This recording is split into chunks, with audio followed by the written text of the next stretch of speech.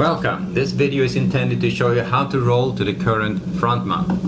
Currently we have ESU20 selected. In a few days we're going to roll to December Z20. The way you roll it to the current front month is to right click on the symbol in the symbol manager, go to symbol, roll to current front month. You left click.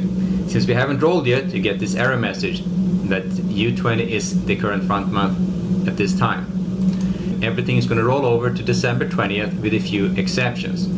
One being if you're running strategies. Strategies by default rolls. Even if you haven't manually rolled the symbol in the symbol manager, all studies in an active strategy rolls to the current front month automatically.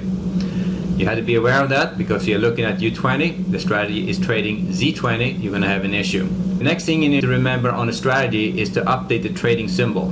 So the ESU20 is a symbol that is being traded. When you roll to December 20th, even if you haven't manually rolled it, the strategy has rolled it in the background, but you have to update the symbol being traded. So you have to click on symbol, you have to go to select the symbols to be traded on the strategy so it matches what the underlying strategy does.